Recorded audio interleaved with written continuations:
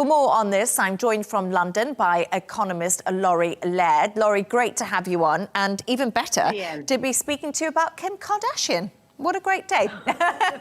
Look, this is not my strongest topic. You know what a geek I am. So I hope you don't mind. I had to do some external research here. And honestly, everyone who I've spoken, and you can probably tell I'm not that fashionable either, but I've spoken to a number of friends who swear by the Skims brand, absolutely swear by it. And these are not sort of youngsters who slavishly follow the Kardashians. And what I'm hearing is the quality of some of these garments, and she's moved from shapewear into outerwear, the whole range of products.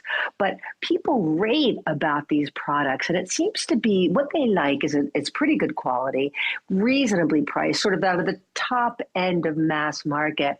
But what my friends and colleagues seem to like so much is the range of colors, the range of sizes that are on offer from the line of shapewear that Kim Kardashian is peddling. Certainly, she started with a lot of brand recognition, but the quality itself, I guess not unlike Victoria Beckham, who was not thought of as a particularly talented designer, and then her seeing more and more of her collections, even the longstanding designers are saying, hey, wait a second, this is not a flash in the pan sort of thing.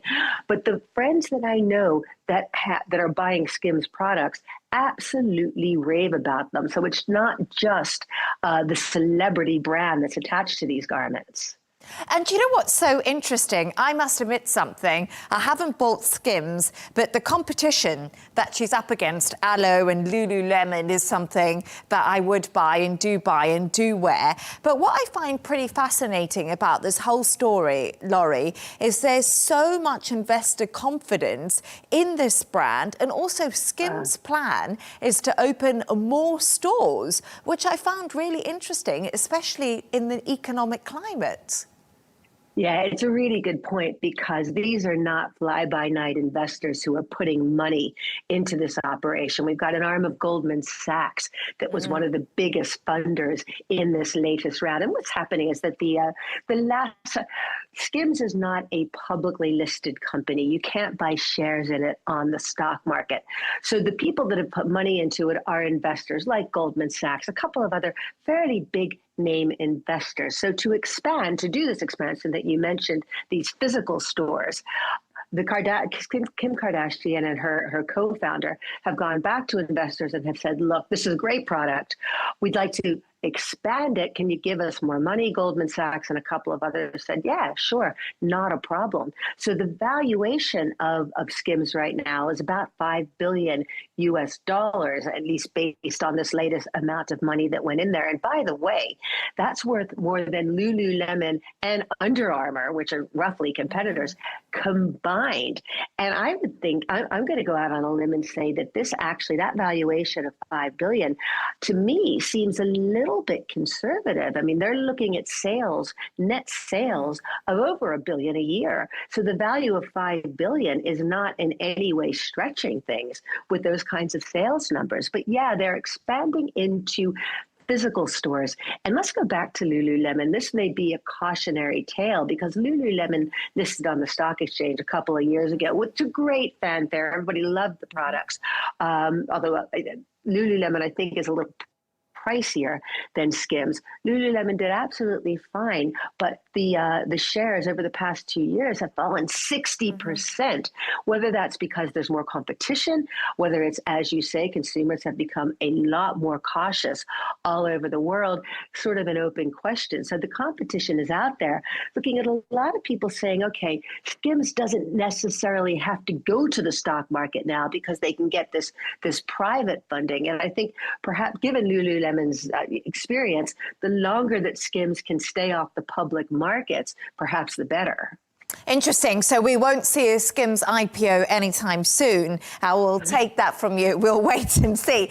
But let's turn to the UK now, and let's talk a little bit about this disappointing growth. How can Rachel Reeves escape the doom loop that they are seeing in the UK economy after this data we got out earlier? Yeah, great question. And we saw second quarter GDP, gross domestic product, it expanded by 0.1%. That's a little bit worse than people were expecting. People were expecting 0.2%.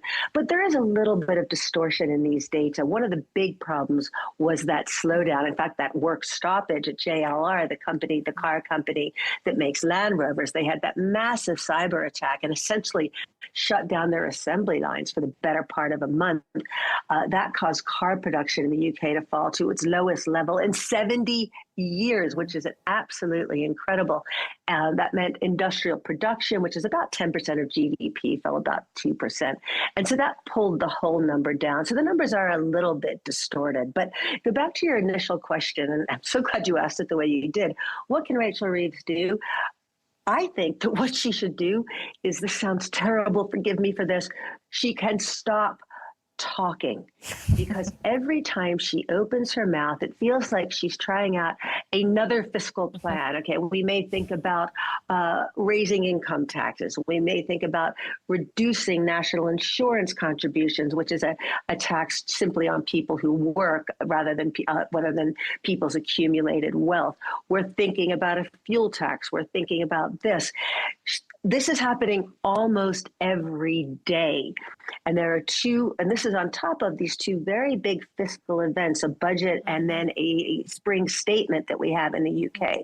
And I think that the effect of this is to paralyze people, to paralyze consumers, to paralyze people and businesses in terms of making investment, because they simply don't know what the fiscal regime is going to look like. And in fact, in the second quarter, business investment fell by 0.3%. And I think that's a very clear signal that business is scared to invest because they don't know what's going on. The UK alone has these two big fiscal events a year. And I think to provide some kind of clarity going forward, Rachel Reeves, or if anyone succeeds her over the next couple of years, should stop talking, stop fiddling with the fiscal situation this frequently, because it doesn't give people any sort of certainty. And it's really interesting that you say that, because I know that previous chancellors have kind of locked themselves in a dark room weeks before the budget happened.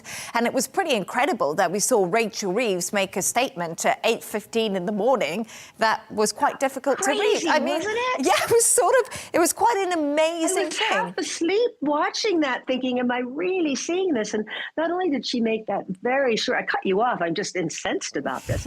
Not only did she make that statement at very short notice, the press called in, and this was clearly timed with to get onto the breakfast TV programming. Although I noticed that the BBC took simply the statement and then went on to the rest of their program, didn't take any Q&A. But she didn't really say anything. It seemed to be to pave the road a little bit for higher taxes, but there didn't seem to be any real reason.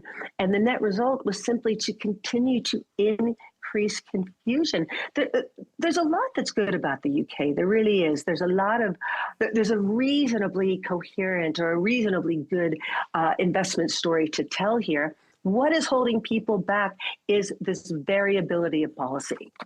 Yeah, absolutely. There's lots of truth to that. But I do think, in the defense of Rachel Reeves, she was trying to get ahead of all the headlines that keep on leaking out. And just before I let you go, we have been talking, the US government, it's reopening following a 6-week shutdown, its longest in history. But you know what was really interesting? The stock market mostly rose through the shutdown. Why? Why? Yeah, and we had, I know, I hate when you ask me this, I never have an answer. Not only did the Dow Jones hit a record yesterday, but the bond markets have also been performing pretty well. We haven't seen any sort of spike in borrowing rates, which is the rate that the U.S. has to pay to borrow money. And gosh, does it have to borrow a lot? I wish I had an answer for this. It very much feels like momentum rather than trading on anything fundamental, because you look at that shutdown, and it's really hard to find any degree of economic competence, at the helm of the U.S. government. Add to that we have had for over a month, we have had no hard economic data. The people that collect and collate and publish data haven't been at work.